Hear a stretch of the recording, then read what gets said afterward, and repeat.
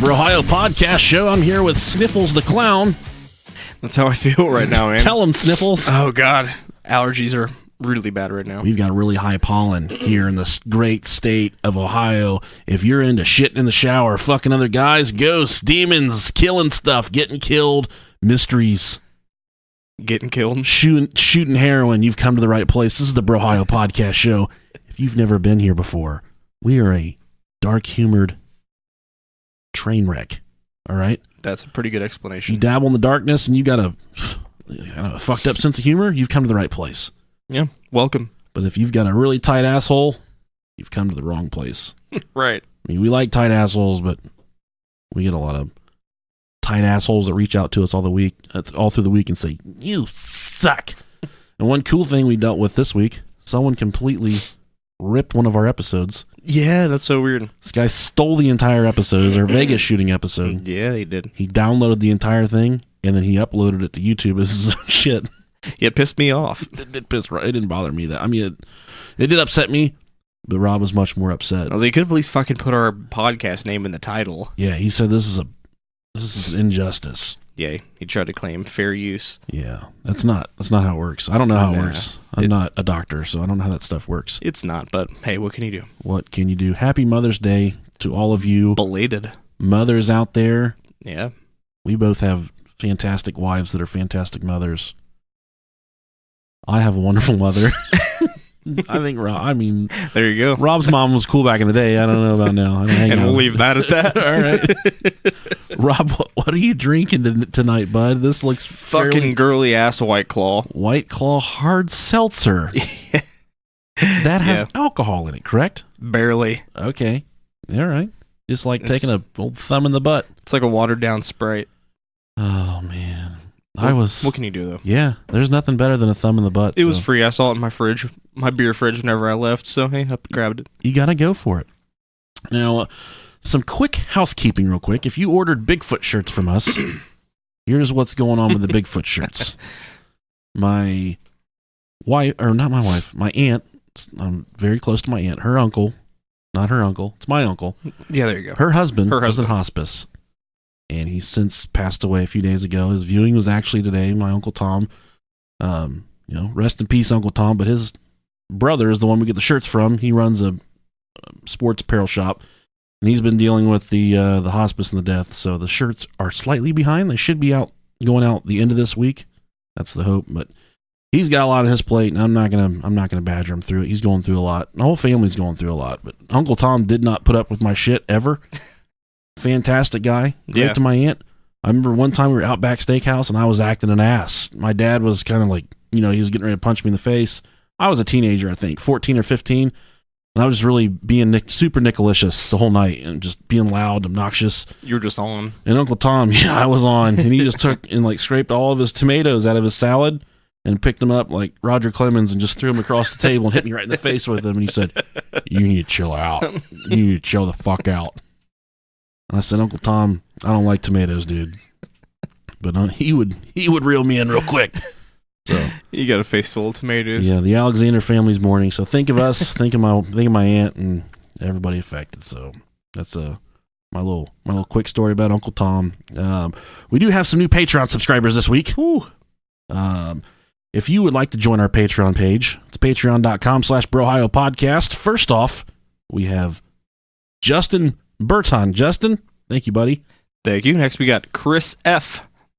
F and Chris stands for go fuck yourself. He wrote me and told me that. Thank you, Chris F. Okay.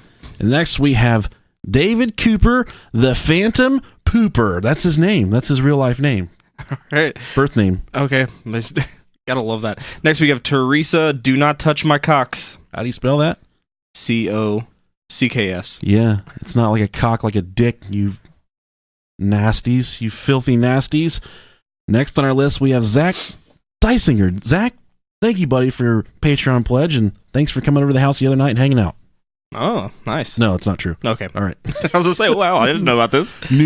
That's a new incentive for the $1 tier. So if you join the $1 tier, you can come over to my house and hang out with me, and I'll make you. I can cook 3 things. I can make chicken parmesan, chicken Alfredo, and spaghetti. Ooh. Really good at those 3 things. And steak. I can throw some fucking steak down right now. I'll pick it up and put it down. I got a really good steak recipe. All that sounds pretty delightful, I'm not going to lie. Next, we got Caroline Moon Balloon, which is code word for big open asshole. I think Moon Balloon's Nicolicious code for huge tatties. There you go. Dude, that works too. Louise. I think this is Lewis. Lewis, thank you for your Patreon pledge. Javier Zavala. That's really good, man. You Thank nailed you. that. Kimberly Urban. Kimberly, thank you for your generous pledge. We appreciate you here at the Brohio Podcast Show. And this is a really regal-sounding name. We got Magnus Clausen. Didn't he die on Game of Thrones last night? Really does sound like a Game of Thrones character. And last but not least, an avid butt chugger, Melissa Walters. If you would like to join the Butt Chuggers Anonymous which is our closed Facebook group, full of filth, disgusting trash, password's Bill Wilkins. What the hell are you waiting for? Go check it out. Have fun. Tell him Rob sent you. Live a little. And if you tell him Rob sent you, you got a coupon for free ice cream cone. And if you're from North Korea and you don't have ice cream, just know that it's wonderful. I wonder if we're available in North Korea. I don't think so. I don't even think they have the internet there. I think you got a little one.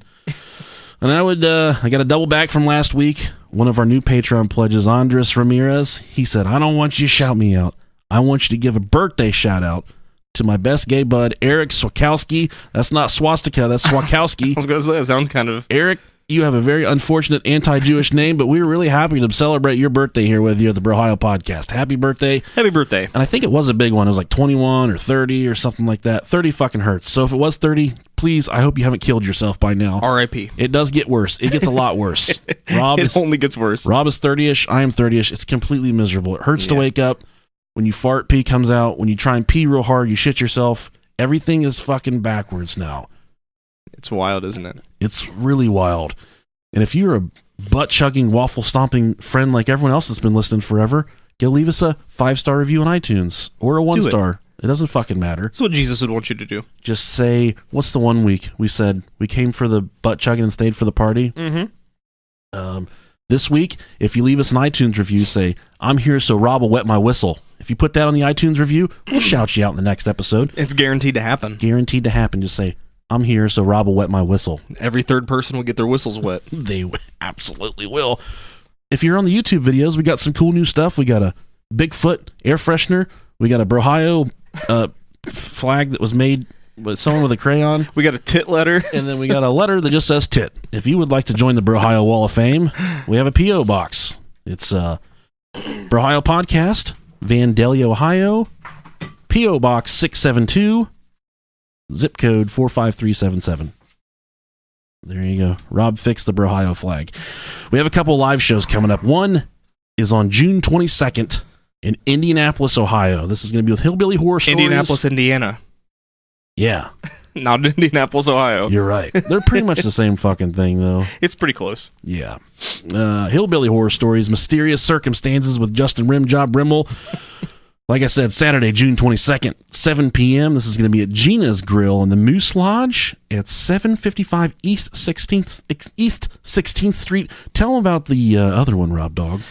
Next, this is going to be October 5th, 2019, 7 p.m. This is with History Goes Bump, Hillbilly Horror Stories, and us. This is at Caitlin's Lighthouse Pub and Grill. This is in Point Pleasant, West Virginia. This is going to be home of Bigfoot. Little drive for us. It's going to be a good time. That's 64 White Ridge Road, Point Pleasant, West Virginia, 25550. I can't wait to just pull my whip up in West Virginia, and the first two people I come to just be like, hey, are you guys cousins? Is it true? If they're fucking, then they are. If they're fucking, yeah. I don't know if I've told this joke before on here, but how do you circumcise your brother in West Virginia? You just kick your sister in the jaw. There you go. Works every time. Dad joke. It's a really good dad joke. Man, I had a really good dad joke and I fucking forgot it. It pisses me off. Really? Yes, it was so good. That's how you know your dad skills are coming along. I know. You get it and then you lose it. I've got the dad strength. I was waiting on it all week long and then you just said that and it made me forget it. I'll think of it and I'll my neighbors saw me out this past week and they said, hey, they're an older couple. Super nice people. They said, can you help us carry this fireplace up to the back deck? It's about 400 pounds. I was like, Jesus Christ. I've been mowing grass and cutting sod up all day. Yeah. And I go over and the old man's like, I don't know how we want to grab it. I'm like, get the fuck out of my way. And I just grab it up over my head. I could hear how squishy she was getting. Not really, but you know, like a sponge. Like a sponge. I said, there you go, buddy. He said, I appreciate it. Nice. There's nothing better than having good neighbors. There really is. And there's nothing worse than having bad neighbors. For real. We used to have a neighbor when I was a kid growing up. Her name, we just called her the witch. You'd hit a ball in her yard, she'd fucking shove it up her ass and fart and shit it out of her vagina. Just like a butt queef. She'd take our tennis balls and just send it out. It looked like, you know, in the sand lot where the dog spits the ball out and it's all slimy and shit on. That's what our tennis balls would look like when they come back out of her yard. Then her fucking house burnt down. Oh, shit. And we're like, rejoice. She's gone. She's leaving. Ding dong, the witch is fucking dead. Mm-hmm. Flash forward a few weeks. There was a house between ours. She comes in the middle of the night and starts pouring gasoline on my neighbor's house. Holy shit. She tries to burn this motherfucker down in the middle of the night. I'm probably 7 or 8 years old. And the neighbors come running over and they're like screaming. They wake my parents up. It wakes me up. But there was a guy out back. He was drunk behind the house that was about to get burned down. Mm-hmm. And he was setting off fireworks or doing something. There was a bottle rocket that went off in his grass. So he grabbed his garden hose and he's spraying the fire out. And then he hears the lady over there like dumping gas out. And he looks over the fence. Right when she starts to like light her shit up, he just fucking hits her with the hose and sprays her, and she drops it, and he gets the fire out, and she takes off screaming and stuff. So this drunk guy in the middle of the night. What a psycho. The guy setting off bottle rockets by himself in the middle of the night, or the witch? The witch. Okay, yeah. No, he's cool. Yeah, he's like, oh, fucking bitch, I'm going outside to set off bottle rockets by myself. That's totally the neighborhood we grew up in, too. It is. Which is what's funny. It's awesome, man. I got a really fun article for you this week. All right, lay it on me, Daddy. A woman was arrested this week after trying 4 separate times to sneak into the Central Intelligence Agency headquarters in Northern Virginia to speak to Agent Penis. God bless her. Agent Penis. What a creative name. The criminal complaint described the May 3rd incident involving Jennifer G. Hernandez, 58 years old, from North Carolina. Upon arrival, the defendant provided her Iowa identification card, requested to recover her North Carolina identification card, and requested to speak with Agent Penis. I need to speak with Agent Penis, Corporal Constein, and Lieutenant Levia right now. After review of records, Officer Mirko Pena, who was not Agent Penis, determined that CIA police officers had encountered the defendant on several recent occasions and had cited her for trespassing on the prior evening. Her last 3 appearances had been on consecutive days. Officers then warned the defendant that if she did not depart the premises, she would be arrested. The defendant then declined to board the bus and stated that, I am not leaving, because you know she was drunk. Oh, drunk as fuck. If I don't talk to Agent Penis. Officers thereupon arrested the defendant for remaining on an agency installation after being ordered to leave, the document says. The full document, which is available in this article we got this from, finds that Hernandez did not have any authorization to speak with Agent Penis. Okay. So they're not confirming nor denying the existence of an Agent Penis. She just didn't have the authority to speak with. She just wanted some dick. On April 22nd, Hernandez walked into CIA headquarters in Langley, Virginia through the main vehicle entrance. She was stopped by a CIA police officer and said that she had applied for employment at the spy agency and that her recruiter, quotations, had told her to come to the complex. Then, on May 1st, Hernandez returned via a Lyft vehicle, and again, she said she was trying to meet with her recruiter. Officers then issued her a written warning and turned her away. On May 2nd, Hernandez turned up again, having switched from Lyft to Uber, trying to save a couple dollars there. Yeah. CIA officers alleged that she stated that she wanted to speak with her recruiter again and that she knew to come here because her phone was off. She was again told to leave. Makes a lot of sense. Hernandez was charged with criminal trespassing in the U.S. District Court for the Eastern District of Virginia. She is currently being held in Alexandria City Jail. The CIA has not revealed the true identity of Agent Penis, Corporal Cumstain, or Lieutenant Levia. They never will. What do you think, Rob? You think she's hot or not? Definitely not. Definitely hot, dude. Definitely got some hangers on her, some knockers. Oh, hell yeah. This is going to be a cool episode because the main character of this episode looks just like the head of a dick. Yes. I'm not exaggerating at all. This guy looks like a penis. This is the Turpin family house of horrors. They've recently been all in the media for all of the wrong reasons. They did a lot of bad things to their kids. A lot of bad things. Things we all think about doing to our kids all the time. They said, we're about that fucking life. They're not just thinking, they're doing. Tired of you running around. Put these handcuffs on for a second. Fucking tired of fucking off. This is the story of the Turpin family, David and Louise Turpin. This is a hard story. We've covered some hard ones before. This is not only hard, but this is weird. And then I get a little bit conflicted at the end about whether I 100% blame these parents or not, which I hate to do because they did such bad things to their kids. So let's jump into it right here. Jump right in. Let's jump right in. This is about David and Louise Turpin, how they came to be, and the story of them and their, 13 kids. Oh, God. There's a little knob on the side of your dick. Once you start to get about 3 or 4 kids, take that dial, turn it back, turn the dick off. When she says, Daddy, I'm coming for that dick, you say, no dick tonight, sweetheart. Because that thing right there is contagious. That vagina is making stuff with it. And I don't want any part of that. I find if you just take your balls and you just twist them and you keep twisting them, you'll start to hear some tearing. Like a balloon full of sand? Yeah, exactly. You'll hear some tearing, and that means that's how you know you're sterile. Listen, my grandpa taught me this. So what you do is you squat down on the toilet. You get your butt cheeks really close to the toilet, not all the way on the toilet seat.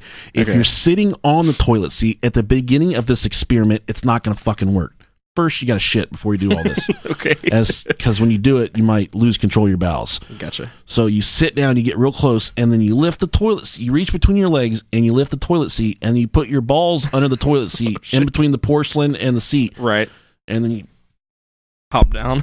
Sit down on it real hard. Just fucking get down on it real hard.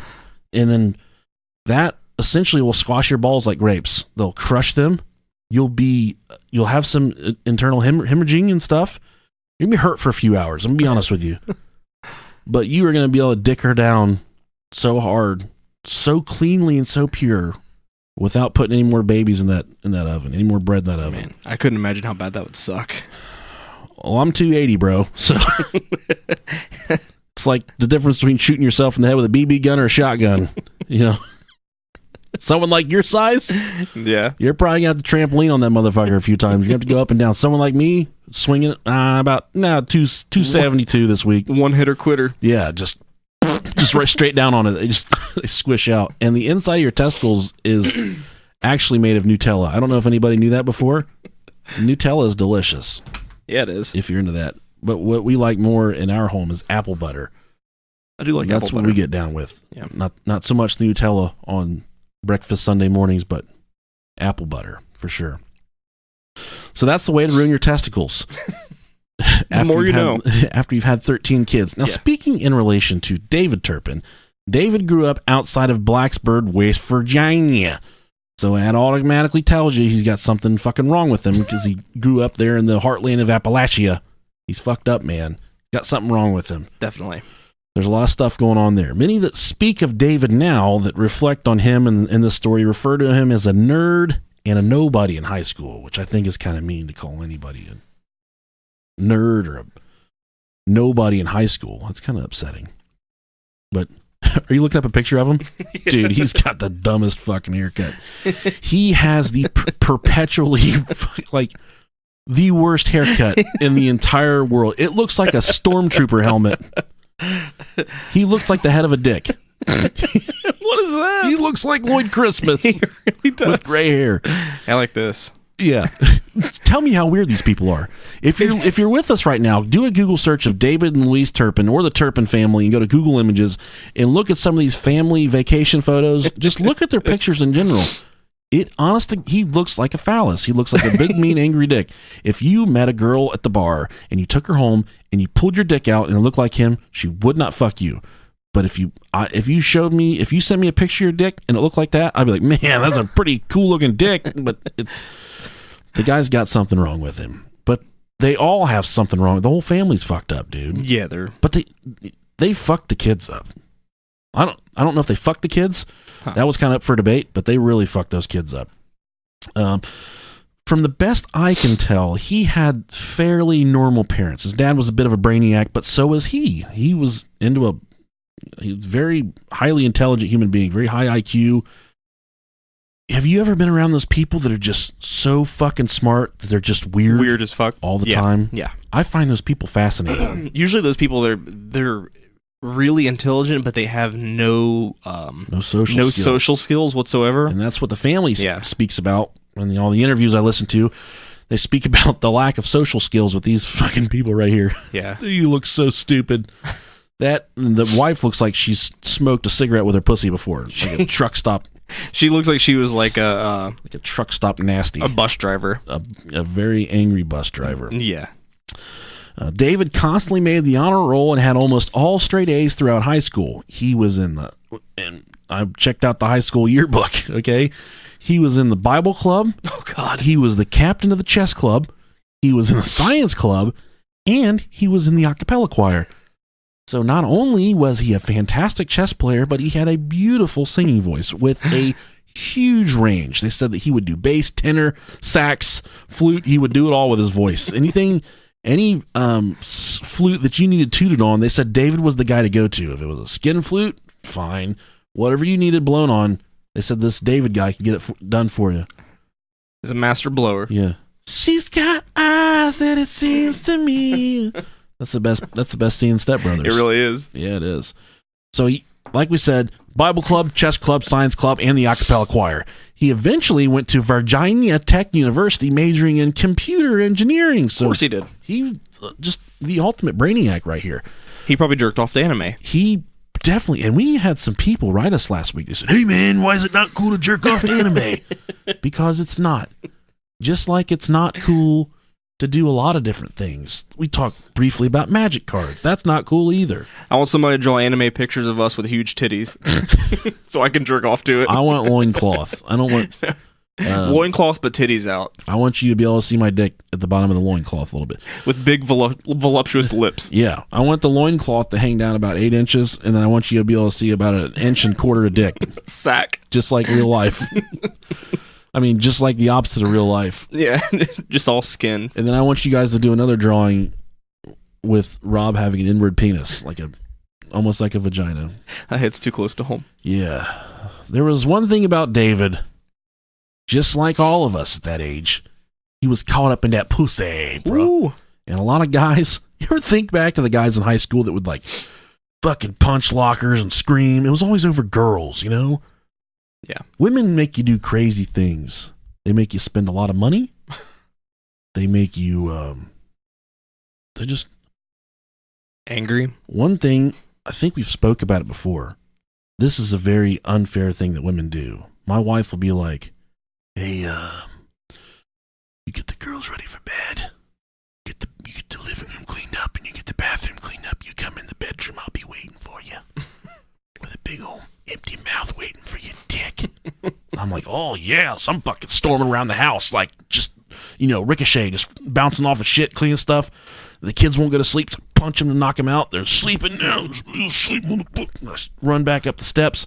I hop in bed. I'm like, "Go get this dick sucked. These balls are licked on." I get lay down in bed.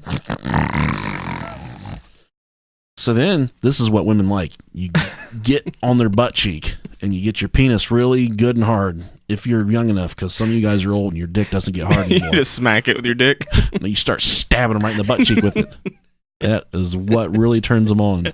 And another thing they like to wake up to is you sniffing their hair really hard and masturbating. That actually got the police called on me one time. My own wife. Because I wouldn't let her turn around and see if it was me or not. You just held up one of the mannequin heads. Yeah. I just kept on singing, Phil. She was like, trying to roll over. I'm like, just singing Phil Collins to her. Trying to get it in, you know. Such a romantic. That's, like I said, men, they do crazy things for women. And David, he fancied a woman back in his hometown. Now, she wasn't necessarily the same age as David. She was about 8 years younger than David. So David's 23, 24. She's 15, 16, a bit of an age gap right there. This girl we speak of is Louise, who would eventually become his wife. Now, Louise's father was a pastor, and looking at it from the outside, this appeared to be a very loving Christian home. He was a Bible thumper. You know, he really cared about the safety of his girls, his family, and he raised them in the church. David grew up in the church. Now, Louise's sister goes on record, I think her name's Elizabeth, and said that both of these girls there was 3 daughters total, Louise, Elizabeth, and then Teresa, I think is her name. They all went on record and said that their grandfather used to molest all of them. Not only did he molest them, but he molested their mother when she was younger as well. Now, the mother appeared, from what I can tell, she was a bit of an enabler later on in life. Now, this is coming from a book that Teresa was cited in. She said, he would slip money into my hand as he molested me, Teresa recalled. I can still feel his breath on my neck as he whispered, "Be quiet." Jesus. We begged her not to take us to him, but she would simply say, "I have to clothe and feed you." Louise was abused the worst. He destroyed my self-worth as a child, and I know he destroyed hers too. So the mother was literally taking these kids over to her father's house, and the father would say, "Bring those girls over here," and then she would bring him over. He would give the mother cash.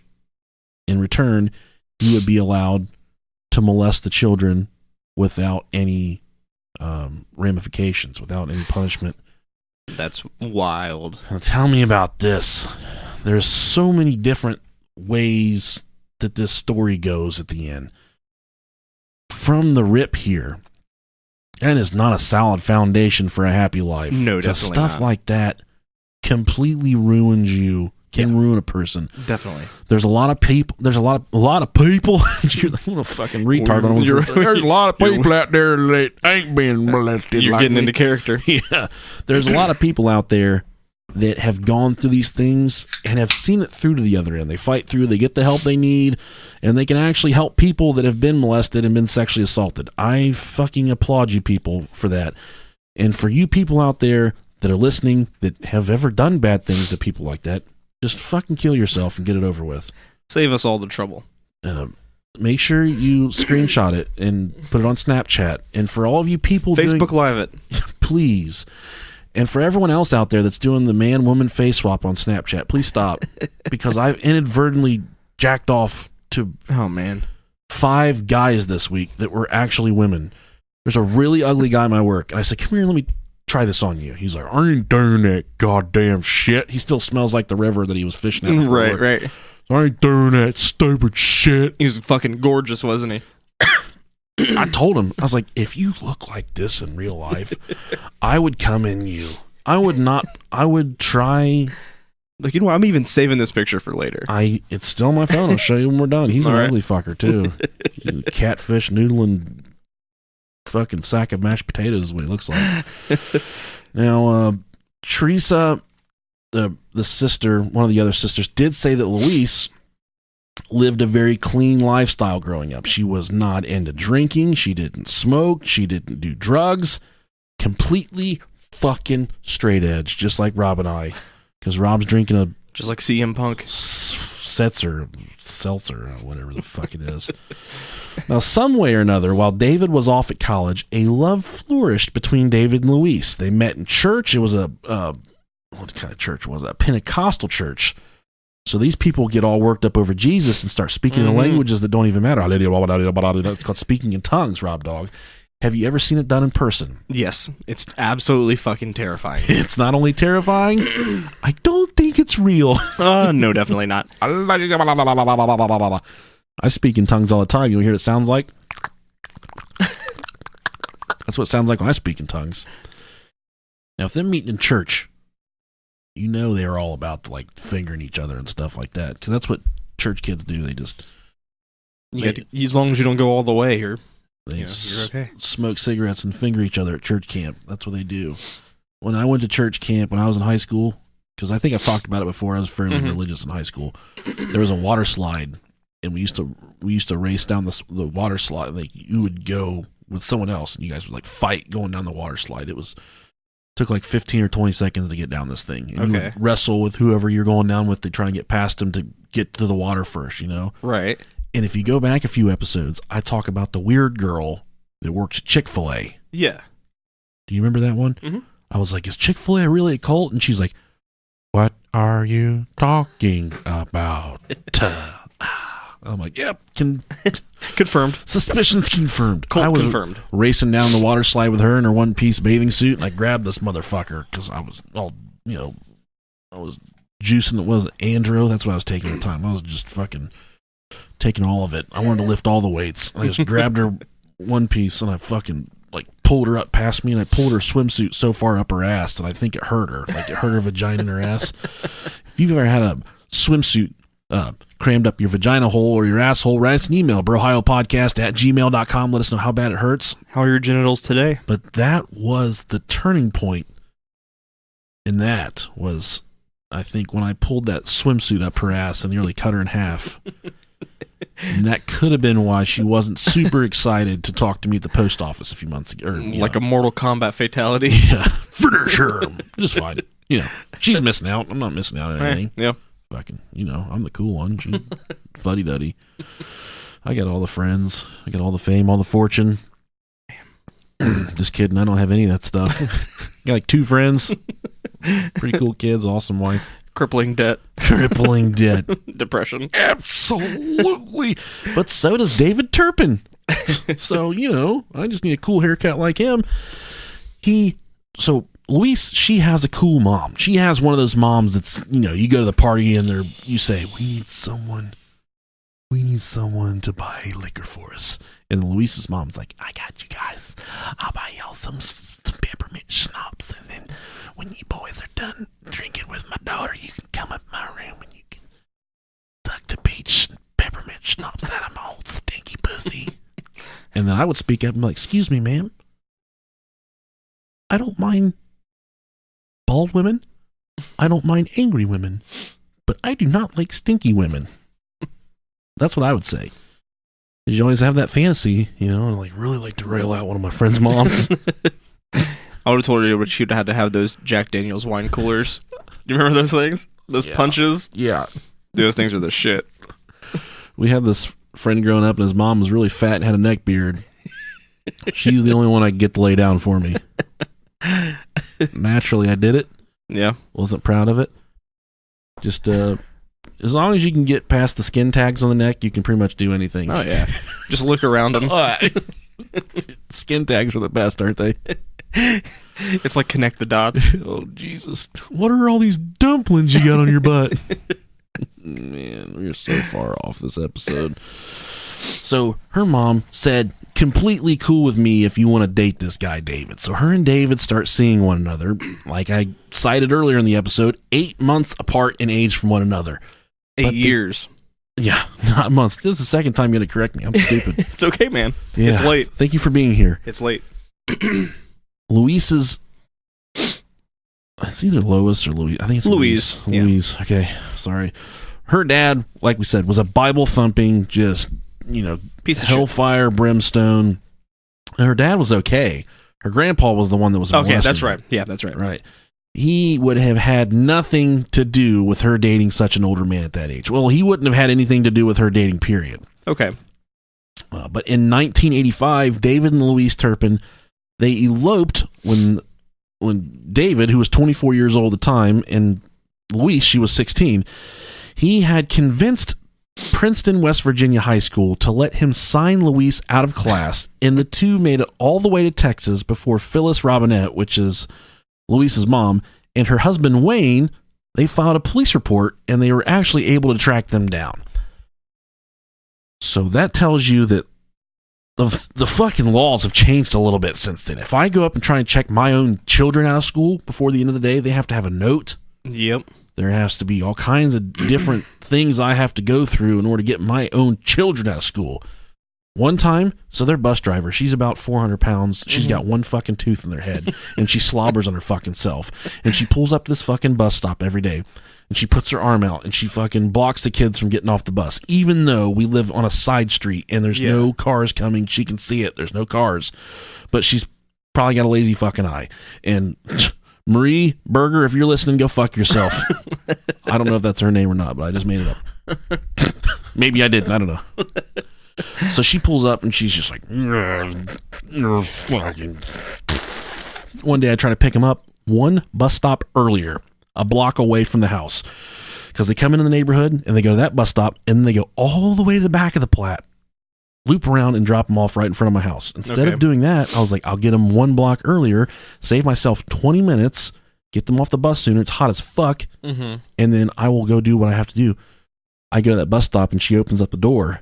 And all the other kids get off. I'm sitting there waiting. And my kids stand up and they're looking at me. They're like behind her and she's got her arm up. She's like, they can't come with you, sir. I said, oh, I'm sorry, what? And she said, these kids can't come with you. I said, can they get off at the next bus stop with me? She said, yeah, they can. And I said, well, then you can let them off the fucking bus right now. And you can see both my daughters when I dropped the F-bomb. They're like, ooh, they like fucking froze up and they put their hands up. She said, I can't do that. I said, if you don't let my kids off this bus right now, I'm filing a police report for abduction. Those are my kids. Give me my fucking kids. So she finally lets them off. And I call the bus barn and I say, this fucking stupid bitch, you know. And they're like, sir, you'd be surprised about how many kids get off at the wrong bus stop and go to kids' houses and their parents can't find them. I'm like, that makes sense. I don't like it, but that makes sense. So I'm kind of happy there's all these, you know.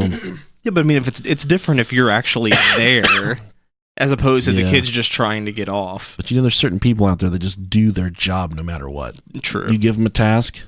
For instance, my dog Ace. Tennis ball is life. Life is tennis ball. Right.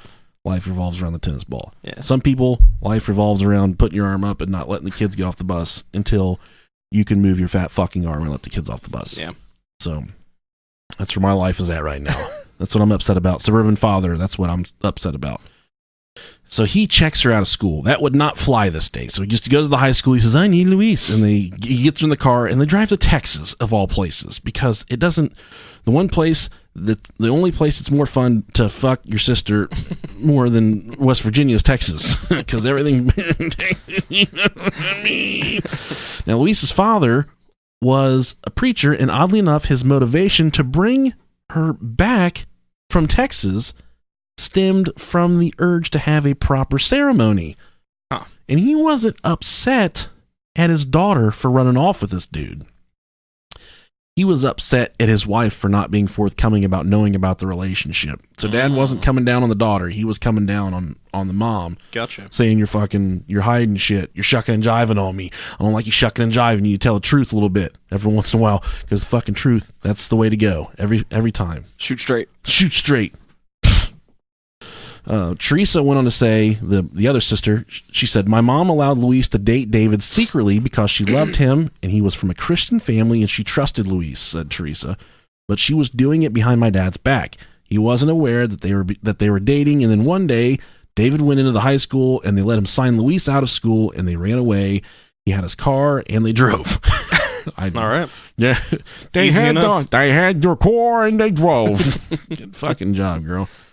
And like I said, the husband, or dad, the preacher, he wasn't mad at his daughter. He was mad at the wife. They eventually, so he brings him back. He says, all right. The cops get to him. They bring David back. You're thinking he's going to get prosecuted for child abduction, possibly some sexual assault charges. No, nothing happens. They drop all the charges. Dad says, all right. If you're going to get married, we got to do this the right way. We're going to do it in church. I like the Randy Savage voice. Gonna do it in church. We're gonna get married in church. So they brings him. They get in a small affair there. They get married in the church. All kinds of, just loving, wonderful times with his penis haircut. They're up on the altar. They said, we've gathered here today to solidify the love and marriage between these two. And then David leans over and he says, I can't wait to ram this dickhead up your pussy. I don't mean my real dick. I mean this fake dick on my head. This haircut looking dick. For this to make sense, you guys really need to hop online and look up a picture of this fucking guy and his haircut. I'm going to put it on the cover art, this guy's haircut, but excuse me, I need you guys to ride with me on this one. They eventually got married. They got eloped, married, whatever. She was 16. He was 24. They moved to Fort Worth, Texas, and this is where things start to get a little bit creepy for the couple here, okay? By this time, they'd had one daughter, who I believe at the time of the main incident we'll come to later was 29 and still living at home when all the cars fell later in this episode. But Louise's sister, I think the sister that moved in was Elizabeth moved in to the house in Fort Worth with him.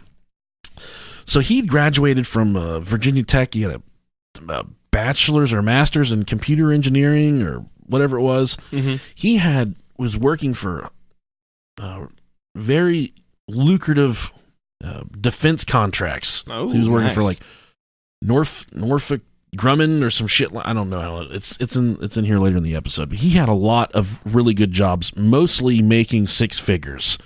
They had a lot of money. Good for and him. They made it seem they were always going on vacations, Disney World. They were going to Las Vegas. There's like 3 different videos of them going to Vegas. What the fuck? And renewing their vows with an Elvis impersonator. Good for them. And this Elvis impersonator's like,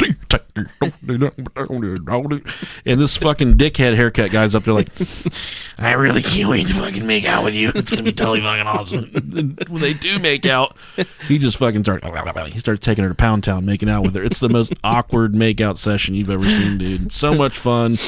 Loved watching it. Come in 2 minutes. 7 out of 10 would recommend. Works like a charm every time. Did, man. So Elizabeth, the sister, she lives with David and Louise. She's kind of in between careers, you know, how the fucking sister-in-law moves in, down on her luck, fucking filthy slut, all kinds of stuff like that. She noticed that their daughter was seldomly allowed to leave her room, so there's a red flag right there. She would come down for dinner, however, the daughter would, and she would have to ask for permission before she was allowed to sit down at the table. Weird. That's not weird at all. Just a little bit. Yeah. I know some people, my wife, we could do a podcast on her fucking life, but I'll save that for another day. She had a really big shitbag stepdad, and he wouldn't let them have drinks with dinner. Yeah, I wasn't either. I wasn't allowed either. He would make them wait. Yep. Until after you were done eating. To have a drink. Yep. Do you resent that to this day? I still don't drink while I'm eating. Really? Yep. Why? But I don't force that upon my kids. Was this your father's thing or your mother's thing? I honestly don't know. I think it was my mother's. Why? Because if I drank too much, then I wasn't going to eat all of my food because I'd be too full. All right.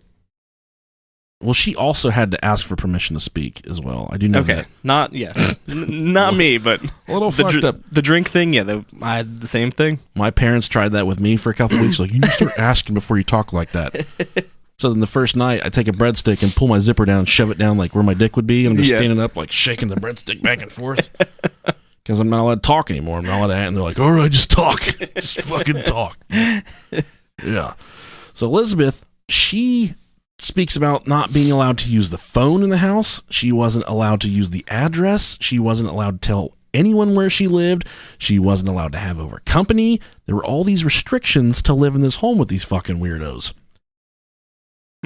So it doesn't stop right there. Of course not. It goes one step further. Elizabeth said she would take showers. Good for Elizabeth, because there's nothing worse than a fucking nothing worse than a fishy pussy.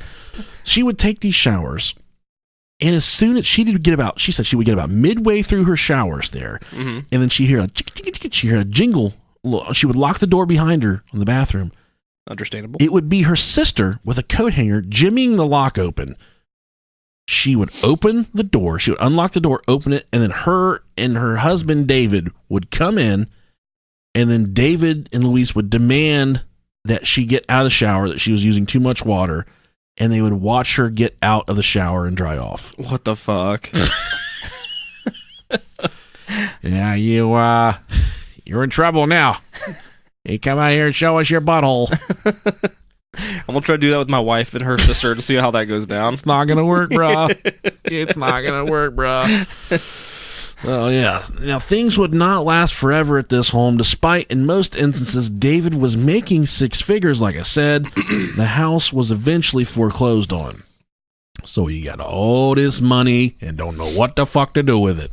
And Elizabeth eventually she moved out as well. Good for her. She was talking to some friends at work about, like, you're not going to believe what these motherfuckers are doing to me. So Louise caught wind of this. The people at work talked to Louise and said, you're a fucking weirdo. You're treating her like shit. And then Louise goes to Elizabeth and says, since you want to talk shit, bitch, you can get the fuck out. You can get the fuck out of here. And they kicked her out. But she laughed because they got fucking foreclosed on. Joke's on you, bitch. The people that moved into the house after them documented all of the odd... You all right over there?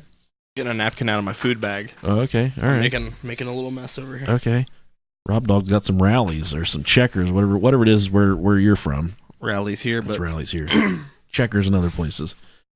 But the family that moved into the house after the foreclosure documented all the strange damage there was. It was complete filth. It looks like someone dumped syrup, tar, and just masturbated all over the house. Just someone with a continuous pump. Because after I go once and I'm dry for about 2 or 3 more shots, I got to rest for a few hours to get the juices to come back. This person's just creaming all over the house. There was brown fucking shit on the carpet. There was scratches on the back sides of the doors. The homeowner thought was from animals. There was also loop and hook or a hook and latch. Yeah. There's locks on all the doors. Yes, the outsides of the doors. So in 1998, there was a brother of Louise.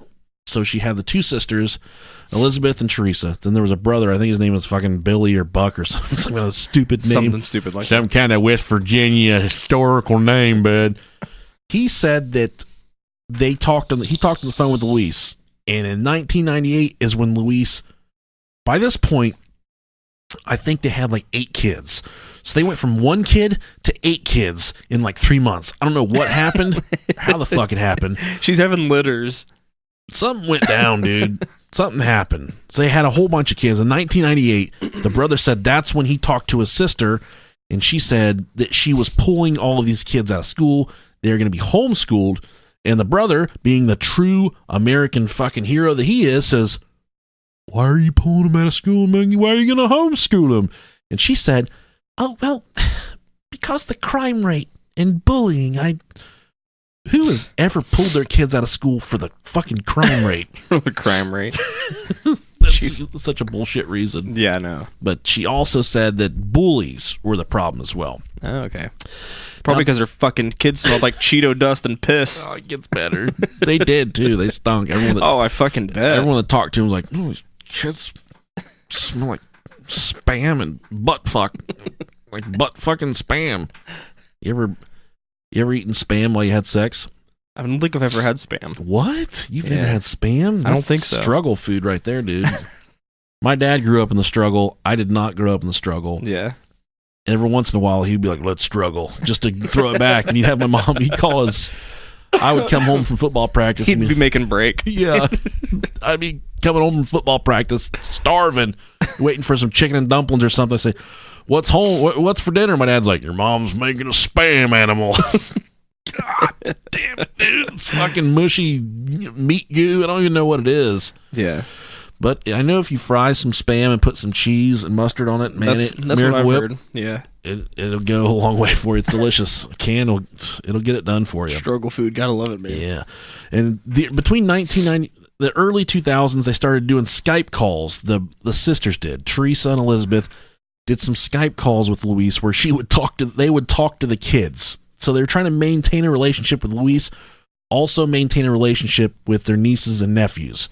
Good. Louise would bring these kids in, march them in like fucking prisoners, one at a time. They'd bring them in like, oh, there's Joey, say hi to Joey.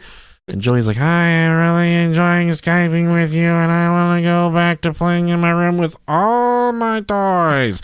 Joey would leave, and then they would bring in Sasha. Sasha's like, I am so happy to be here with my parents.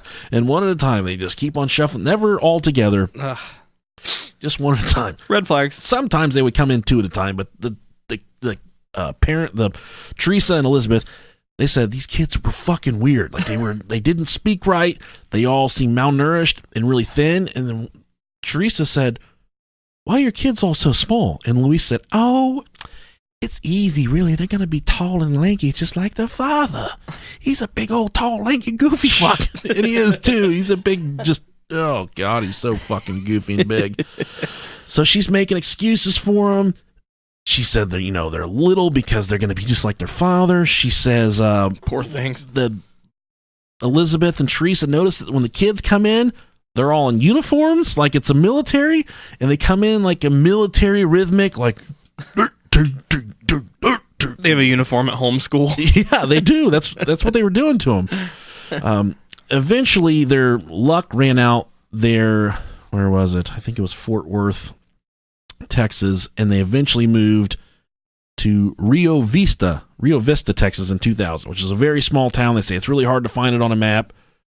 Really small place where they could get away from everything. And the neighbors there in Rio Vista spoke very candidly about the things that they saw unfold at their ranch. They said that the Turpins were weird shut-ins, and the kids didn't seem natural.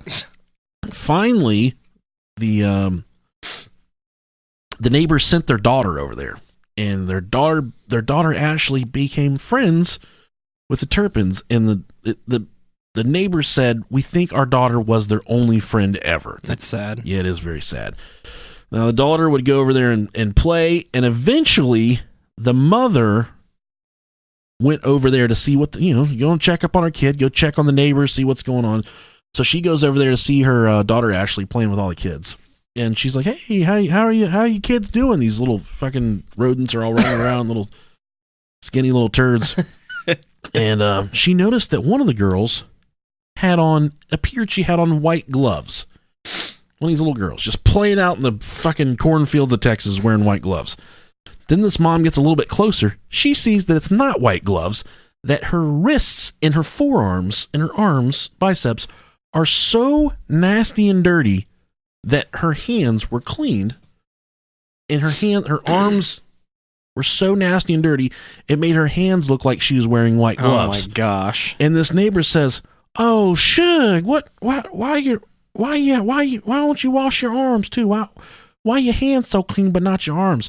And in this really weird cadence, this kid says, wash to the wrist or you're wasting water. Like, said it like a fucking robot retard. Just like, and the mom, jeez, this neighbor, she's like, what in the fuck is going on here? So this little girl, why are you wearing white gloves? And she says, wash to the wrist. If you go past, you're wasting water. Like, that's wild. So weird, man. And the neighbor explained it. She just said it was a weird, it's like a cult, soulless cadence. And in this time, this is the time that they added 8 kids in 10 years. That's a lot of fucking kids. Fuck right yeah, there. It is. That's a lot.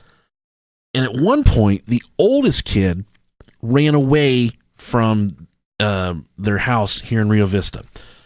The kid was, I think the kid was either picked up by a neighbor or a police officer, but what they said at the time, they said that when they picked her up, I think she would have been like 15 or so right here.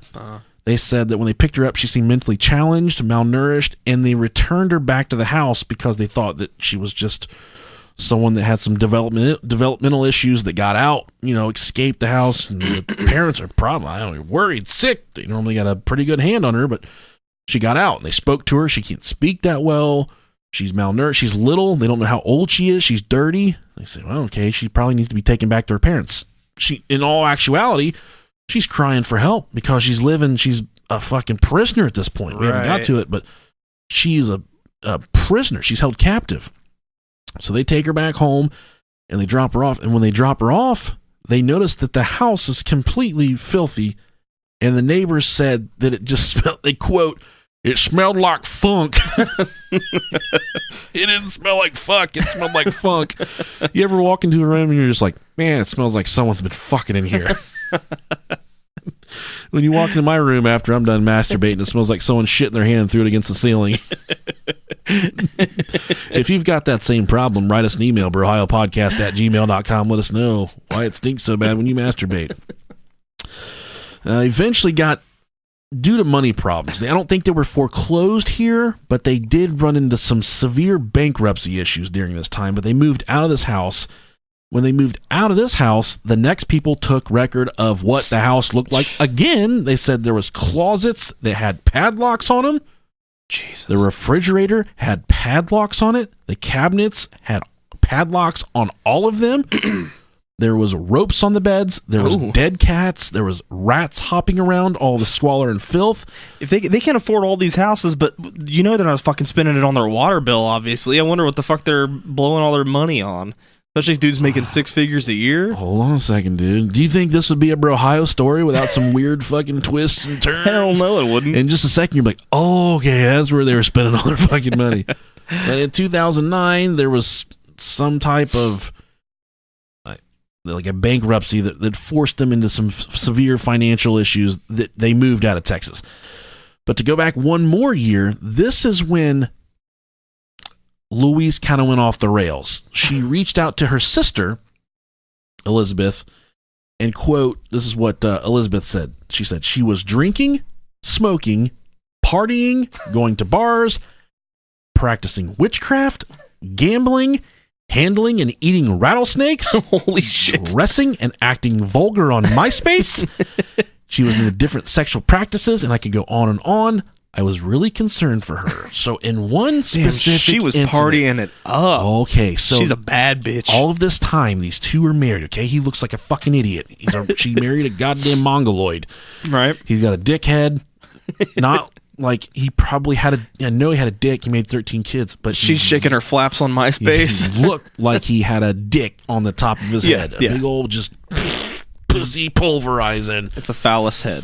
They go through all these years. They get married when they're 16 and 24, respectively. They miss out on all of the fun stuff that you do when you're 18, 21, 25. She's too busy pooping out babies. She hasn't had a miscarriage in a bathroom in a bar. She missed out on all these things that, we've all done before, all these cool things.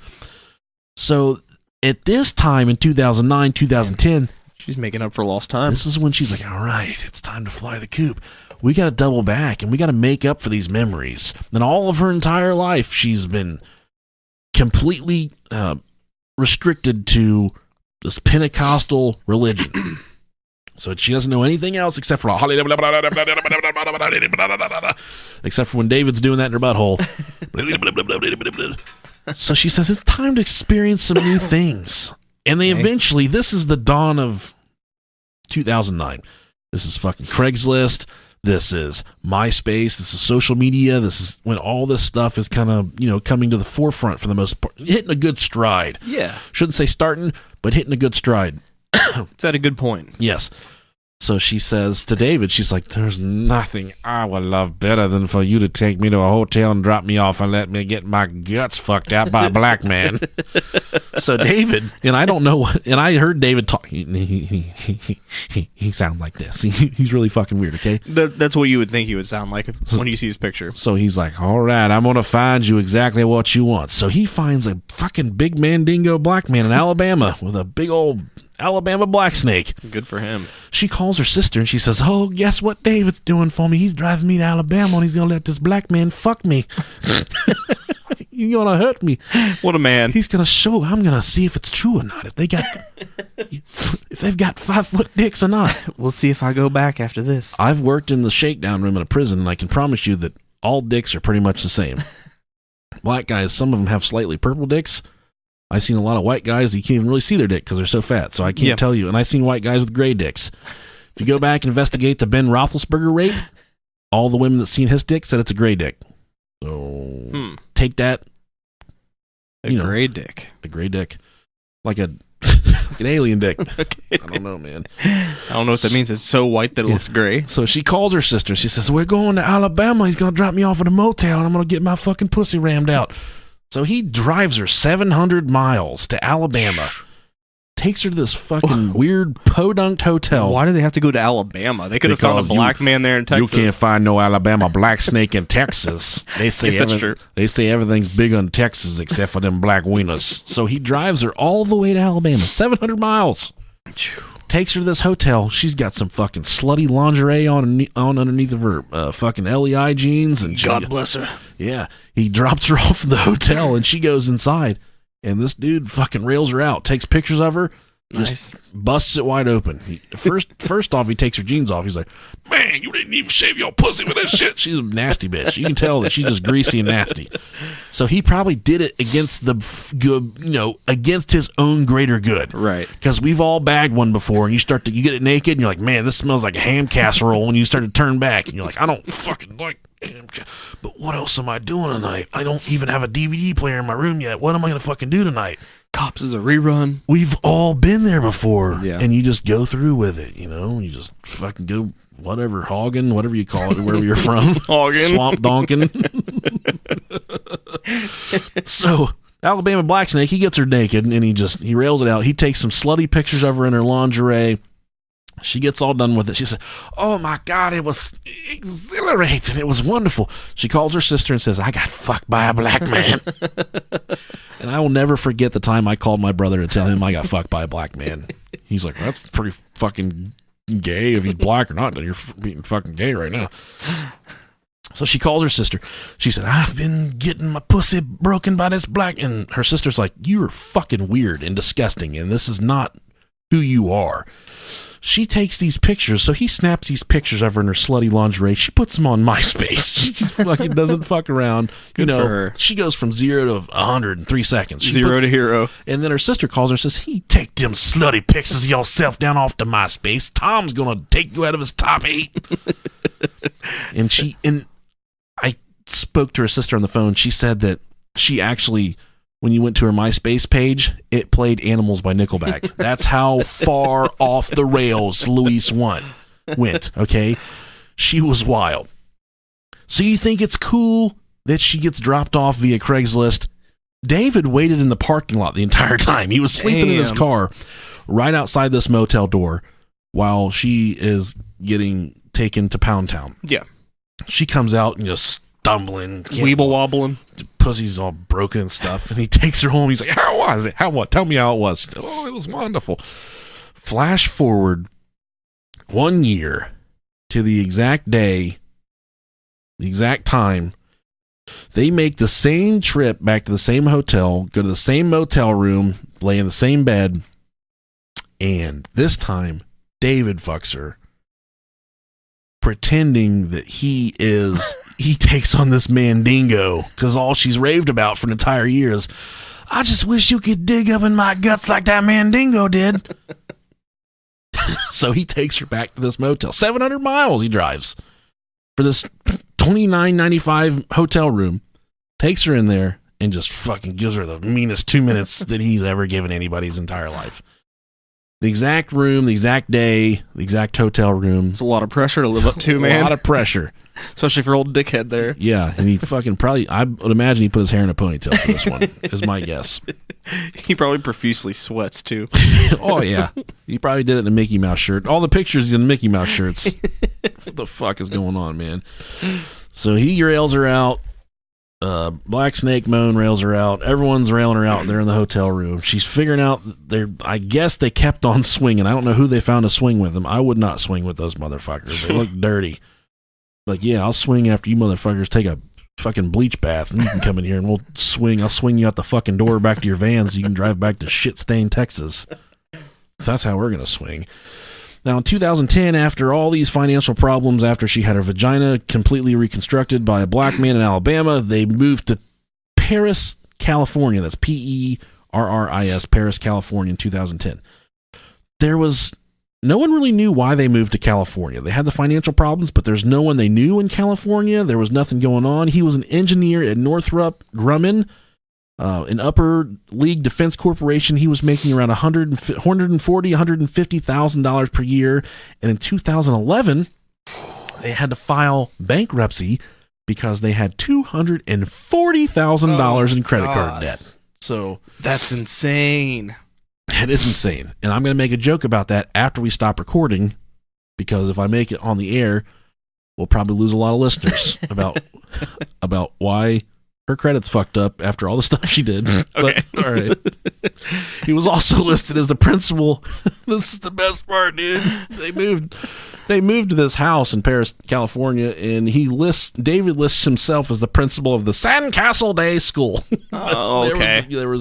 He's homeschooling these kids. They call it the Sandcastle Day School, which he operated out of his home for his 13 children. The first signs of weirdness, the children would march at all hours of the night back and forth in the house, and the neighbors would see it in the window. And there's the 911 call that I'm going to play in a little bit. Mm. The neighbor speaks in that clip. It's from Inside Edition or something like that. But he said he would get home from work between 12:30 and 3:30 at night, 3:30 in the morning. Yeah. And he would look up at their house, and in military fashion, these kids in single file lines would just march on the top of the house, back and forth, single file line, just back and forth all night long. These kids would walk back and forth. And a lot of other people that had run-ins with them said that the kids would not be out during the day at all, but they would be, they would sleep all day. The parents would make them sleep all day and wake them up around, I think they would make them go to sleep around 5 a.m., but then at night is when they would let the children get their activities in. They would let them walk back and forth in the house, the top floor of the house, that was their exercise. Oftentimes they would let them play outside for a little bit, but all of their recreational activity was going on in the middle of the night because they would make the kids sleep during the day. How cool is that? Wow. Now, at this time, the children inside the home were being abused. They were living in a house of horrors in hell. So now I'm going to go into what was actually going on inside the home. None of the children had been seen by a doctor in over 4 years. The children inside there was 13 children, and they ranged from ages 2 to 29. 29 years old is not a fucking kid anymore. 29, no, not at all. The children were often tied up for weeks or even months at a time, Riverside County District Attorney Mike Hestron said. The victims told investigators that being tied with ropes was initially a form of punishment, but when one victim escaped, the parents started using chains and padlocks to shackle some of the children to their beds. And after years of isolation, Hestron said the children seemed to lack a basic knowledge of life and they had severe cognitive deficiencies. Of course they did. These kids had no idea what was going on in the real world. They had no concept of how the outside world worked. And you'll hear that in the 911 call in just a little bit. So all of these years, these kids are literally being shackled to their beds, chained up inside. The residence they were in right for this was just like all the other ones. Mm-hmm. Squalor, filth, trash, locks, completely disgusting. There were locks on the refrigerators, locks on the cabinets. The children were being padlocked and chained to their beds so they couldn't get away for weeks and months at a time. These children were allowed to take one shower per year. That's all they were allowed, is the one shower per year. They weren't allowed to wash their hands above their wrists, as we said before. That was considered wasting water. So they would wash from the wrist down. These kids fucking stunk. They were bad off, okay? Now, one of the girls, the 17-year-old girl that actually escaped and got the law involved, she had a series of YouTube videos that she posted. She had a secret account on YouTube where she was posting videos of herself singing and doing, 17-year-old stuff. Right. Just the worst singing voice you've ever heard in your entire life. Like cats butt fucking in an alley in New York City. Yeah. But at least she had that outlet, that creative outlet, and they also recovered hundreds and hundreds of diaries from these kids that just solidified the horror and the torture they were going through whenever they did. So we're going to talk about the escape now. This was a couple years in. This is something they've been trying to pull off for a couple years. on January 14th, 2018, so just a little over a year ago, 2 of the children escaped the home from the top floor. So they fucking bust out of the top floor, the top window, and they take off running. They had a deactivated cell phone in their possession when they escaped. The one child, I don't know if it was a boy or a girl, but this kid halfway through the escape said, "Oh man, fuck this," and went back home. This kid got scared. They'd never really been out before. But then we'll talk about this here at the end, but they had the deactivated cell phone. The scared child turned back, but the 17-year-old stayed the course. She this deactivated cell phone, she used it to dial 911, which does work on deactivated cell phones. Right. So if you ever find yourself in a situation like that, just know that a cell phone that's deactivated, 911 still works. So she calls 911, and they obviously respond to the residents. Now, this is taken from Wikipedia. I know you guys fucking hate that, but here it goes. Deputies of the Riverside County Sheriff's Department converged on the house where they found the other 12 siblings, one of whom, aged 22, was shackled to a bed with chains. The deputies suspected that an additional 2 had also been shackled just prior to their entry into the house. The deputies described the siblings as having a malnourished, dirty appearance and looking to be younger than their ages. They had initially assumed that all 13 of the group were minors, but they later determined that their ages ranged from 2 to 29, with 7 being legal adults as of the day they were found. So all these kids look like they were underage. They were so malnourished and little. I think the 29-year-old was like 85 pounds or something like that whenever they found her. That's insane. The sheriff's department said that Louise was perplexed when deputies entered the residence. They also said the parents were unable to immediately provide a logical reason why their children were restrained in the manner that they were. The 6 minors, ranging from ages 2 to 17, were transported to Riverside County Regional Medical Center, where they were admitted to the pediatrics unit for treatment. Corona Regional Medical Center said that the facility was treating the 7 adult siblings, ranging from ages 18 to 29, describing them as a small and clearly malnourished but stable, relieved, and very friendly. As of late February, the 7 adult children, this was in 2018, remained at the medical center, which they're not there any longer, while the 6 younger children were in care of 2 foster homes. So now I'm going to put on the events where the 17-year-old escapes from the house and makes the 911 call. We have the 911 call here. This is a clip from Inside Edition or ABC News, I'm not sure. So mixed in there is going to be the testimony from the neighbor where he saw them walking back and forth. But you're going to hear a kid in this. Sounds like a first grader, but it's a 17-year-old child that has been held captive her entire life and has no idea how the outside world even works. And you'll hear that. So we're going to put that up for you right now. All right, here it goes. Someone state your emergency? No, yes, I'm still here. What's your name? Louise Turpin. That child's voice, high-pitched and uncertain, is not a child's, but then 17-year-old Jordan Turpin, who authorities say scrambled out of her bedroom window to freedom, saving her 13 brothers and sisters from captivity at the hands of their parents. I've never been out. I don't go out much, so I don't know anything about the streets or anything.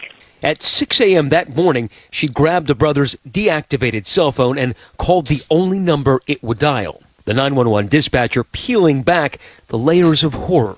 Okay, I live in a family of 15 people, and my parents are abusing. They abuse us. And my 2 little sisters right now are chained up. There's 13 kids, and then a mother and father. And how many of your siblings are tied up? 2 of my sisters, 1 of my brothers. How are they tied up, with rope or with what? With chains. They're chained up to their bed. Jordan's call would free the rest of her siblings and land her parents in jail. It's our first time hearing from any of David and Louise Turpin's children about the horrors the parents were convicted of, including counts of torture and false imprisonment. They pleaded guilty in February and will be sentenced tomorrow to 25 to life in prison. We didn't even know. We'd first met their precocious daughter Jordan Turpin on YouTube. She'd somehow been able to post a few of her videos online singing. Where is the key? The Turpin children all looked and sounded young because prosecutors say their parents systematically starved them. Food was just one of the deprivations. Do you think anybody in the house will need to go to the hospital? I'm not sure. Sometimes we live in stilts, and sometimes I wake up and I can't breathe because how dirty the house is. When was the last time you had a bath? I don't know, almost a year ago. But sometimes I feel so dirty. I wash my face and I wash my hair. And then another shocking revelation. Does anybody at the house take any kind of medication? Oh, I don't know what medication is. To neighbors, the Turpin children were rarely seen and only at night. I'd come home at anywhere from 12:30 to 3 in the morning. Is the kids marching between those two rooms up there. And how long would they march back and forth for in single file? Hours. The children ranged in age from 2 to 29. Are you What? homeschooled? No, we don't do school. Our mother tells people we're homeschool. Our mother tells people we're private schools. And she has a fake private school set up. But we don't really do school. I haven't finished first grade, and I'm 17. Jesus. Jordan later adding, I don't know much about my mother. She doesn't like us. She doesn't spend time with us ever. and finally, 20 minutes into that call, Hi. Is that the deputy? Yes. Go talk to him, okay? Now, minor infractions at home were punished by being chained to their beds for weeks at a time. So her escape was a monumentally courageous act that prosecutors say ended decades of abuse of her siblings. Now, her parents will be sentenced tomorrow, and it's possible, I'm told, that we could hear victim impact statements from some of those children. One state. Fuck them. Yeah, dude. Fuck them. Fuck them big time. Right in the butt. Right in his goofy fucking head. Right. I'd love to fuck his haircut. I bet it would be fun. I wouldn't be proud of it, but I bet it would be fun. Now, you can hear this little girl. She's 17. Yeah. She sounds like she's in the first grade. This Yeah. is how malnourished. These kids were getting fed once per day. Is all they were given one meal per day. Like I said, they were taking one bath per year. They were chained to their bed, living in squalor and filth. So after the deputies come and they take the kids from the home, they also take 2 dogs from the home. And some of you get more upset hearing about animals being abused than you do hearing about children being abused. I want you to know that the dogs were perfectly fed and in perfect health condition. These dogs were taken better care of than the children themselves. That's fucking crazy. 2 perfectly healthy, stupid schnauzers. That's the only dog that's ever bit me is a schnauzer. So if you have a schnauzer, I hope it fucking chokes on its kibbles and bits tonight. I hate schnauzers. They're mean dogs. They bite me on the face for no fucking good reason. You have such a vendetta against Yeah, I do. schnauzers. They're stupid dogs. They're old people dogs. And that's why when I see an old guy at the YMCA, that's why I call his dick. His old dick is a schnauzer. Now let's move on to the court proceedings here. They were charged with child endangerment and torture and held at Riverside County Jail on a $9 to $12 million bail each. The Turpins were charged with 12 counts of torture, 12 counts of false imprisonment, 7 counts of abuse of a dependent adult, and 6 counts of child abuse. David received an additional charge of a lewd act on a child under 14 years old. And I don't know, it didn't really go into detail about that. And I don't think that charge stuck for whatever reason or not. But the lewd act on a child under 14, and that's why when I take a shower, I lock the fucking door. Just because I don't need one of my daughters walking in. You don't need David walking in seeing there. a little baby wiener. And then here I am in fucking prison. Oh, are you 16, boy? Yeah, that's a mighty good looking dick you got right there. All that water running down off of it. It's awful gray. You ever seen Cemetery Terry's dick before? He be sneaking through the cemetery sometimes. He gets butt naked and he be slithering around like a sneaky snake out there in the cemetery. I bet Cemetery Terry has a gray dick. And they say, "Hey, Cemetery Terry, what you doing out there butt naked, boy?" And he's like, "I'm just slithering through the cemetery. I got my little dick down here on the grass." You ain't ever truly been living like this. You after some fresh cut grass, you just lay down, face down, and then you drag your little dick and balls on the fresh cut grass. Put your dick in an anthill. Sometimes you get it stuck on one of them sprinkler heads. You cut your dick up a little bit. Oh, man. You ever cut your dick before? Never have. Have you ever masturbated so much that your dick is raw? Yes. Me too. It gets chapped. Right now. My brother, I'm like, It just cracks. hey, I'm too embarrassed to ask Dad about this. My my penis. Look at it. Got a burn mark on the side of it.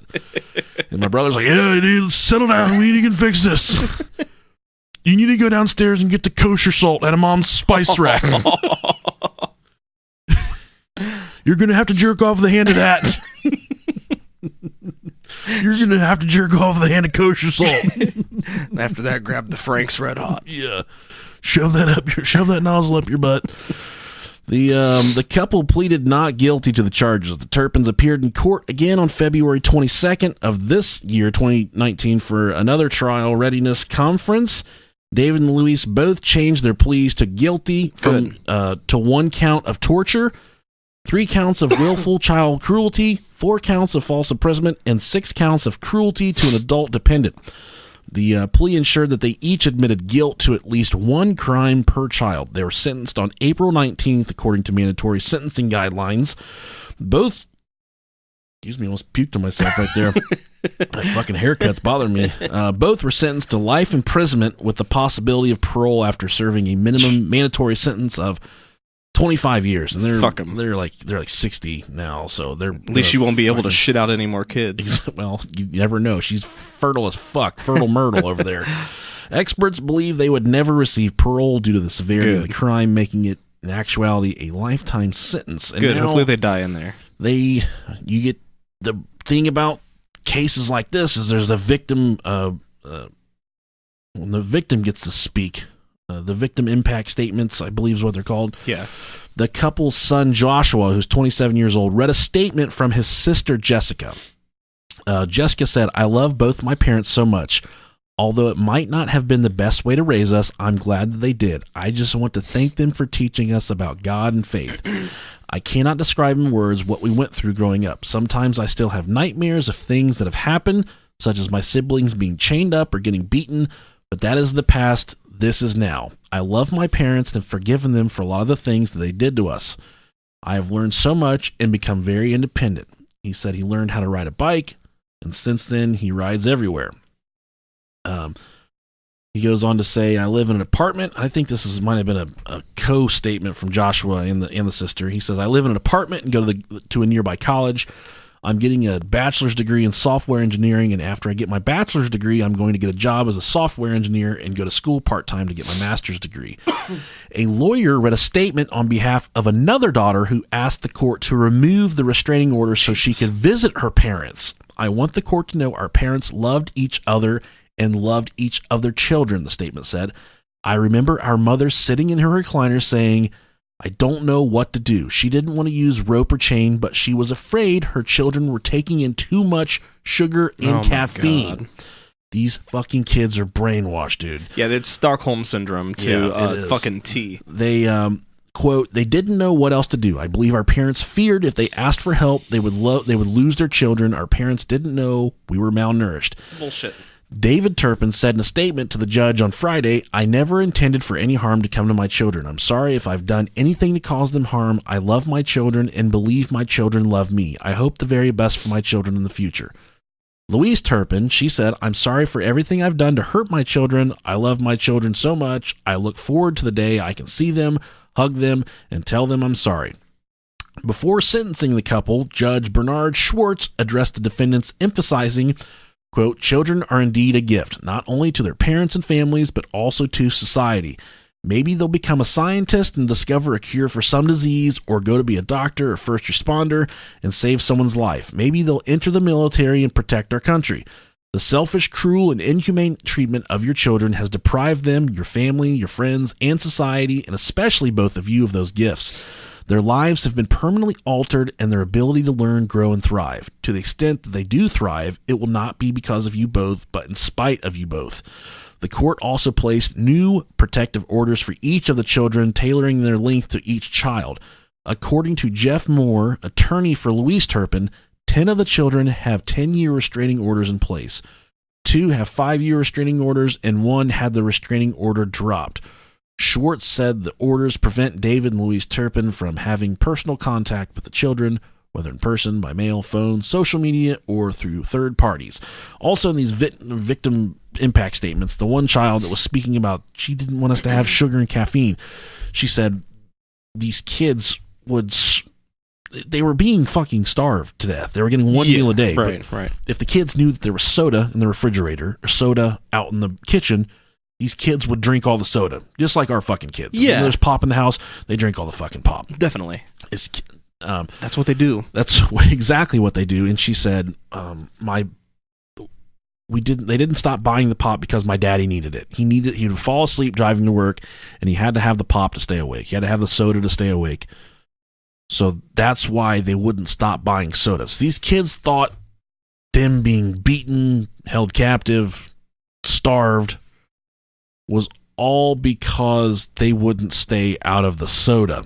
So the parents told them, like, we can't stop buying soda because your daddy can't get to work without it. So do you want to be poor? You want to be put out on the street because you won't stay out of the fucking pop? Since you can't stay out of the fucking soda pop, we're going to chain you to your beds. We're going to chain you up. We're going to beat you. We're going to do all these horrible things. And all these kids, like you said, they're conditioned from the very start that this is the way life is. For instance, my daughter, she's blind in one eye. Never does she stop and say, I can't see that, Daddy. She's just keeps on trucking. Mm-hmm. She's conditioned to live her life with only having vision in one eye. Sweetest little girl in the entire world. Yeah. Incredible. But she's conditioned to live her life with only vision in one eye. These kids are conditioned from the very beginning that they get one meal a day, that it's completely normal to be chained to the bed, to be beaten, to stink of filth. And you heard the 911 call. The operator says, are any of you on medications? And what the fuck is medication? I don't know what medications are. But then, oh man, you hear this kid like, I've never been out. There's videos and pictures all over the internet of these kids being on vacation, all 13 of them, on vacation in Las Vegas numerous times, on vacation at Disney numerous times. So it's a weird tale, man. It paints a weird picture that these kids, maybe they took them off these chains and let them out. The one time they did it per year, they took them on vacation, so they made it fucking worth it. Yeah. Like, listen, we're gonna let you off your fucking leash tonight, but we're going to fucking Disney World. That's where we're going. And I'm gonna, so weird, man. We're gonna stop in Alabama, and your mom's gonna get her. She's gonna get a hysterectomy. Brutus is gonna change her life. Yeah. Brutus the kidney bruiser. There you go. Man. Man. Fuck them, right? Yeah, fuck them. Fuck them. Fuck them hard. Throw away the key. David Turpin, if you're listening. I hope they kill themselves. Should be a little hook right at the top of the window in your jail cell. They give you sheets, buddy. Tie a sheet around there. You're going to put the sheet around your neck, and then you're going to let your feet come out from underneath you. Hang yourself. End it. Just go to sleep. Your kids are going to be better off without you. Yes, they will. Man, that's a rough one. Fuck them. No Chris Watts, but the story sucked. Yeah. If you like this one, awesome. If you didn't like it, we're so sorry. Maybe we'll get you next time. I honestly thought this episode would go about 40 minutes, and here we are at an hour and 30 minutes. I feel like that 911 was riveting, though. Yeah. It paints a very vivid picture. Right, exactly. It drives it all home. Man. Were you ever chained to your bed? Voluntarily. Voluntarily. All right, so I think next week we're due for a Patreon episode. All right. We're going to talk to one of our friends. We have to find out when our 100th episode is. Oh, man, we really do need to figure that out. And count that up, see when it is. Because if it's next week, then we can't do a Patreon episode. We got to do the 100th episode. We're not going to count the live shows, right? Nope. Okay, I didn't think so. We're going to do a live call-in where you guys can call and talk to us. We'll post about it. Eastern Standard Time, 8 p.m. Yeah. On a Monday night. We'll throw that across all social media so everybody can see it. And if you jerk off to anime, then fuck you. Right, Rob Dog? Just call us and jerk off to anime on the phone with us. That'd be good. I'd really enjoy that. That'd be hot. It would. Dude, I have this fucking idea that I want to do where I want to start another podcast. We have Brohio, but I want to start another one called like Brohio Love Line, where people can call in and solicit sex advice from us live on the air. That'd be just like Love Line, where people can call in but I don't want it to be just love questions. I want it to be like, I've got a leaky dick. Like I want fucking like health questions too. Man. Yes. That's genius. But I want our wives here with us. I want them to, oh my God, I want them to judge people, and I want to judge people. I want this all to be anonymous, you know? So, Ohio Love Line, something like that. Man, that sounds so good. Wouldn't that be fun, though? That would be amazing. Just do that for a Patreon one time. Just try it out. Yeah, we should. All right. If you are interested in the Ohio Love Line, If you have a leaky dick, send us a picture of it on Snapchat. please share it. Rob will like that one. I'm the delicious Nicolicious. That makes me Rob Dog. We'll catch you guys next time. Bye, guys. Forgot to say I love you. Oh, sorry. I love you guys. Bye.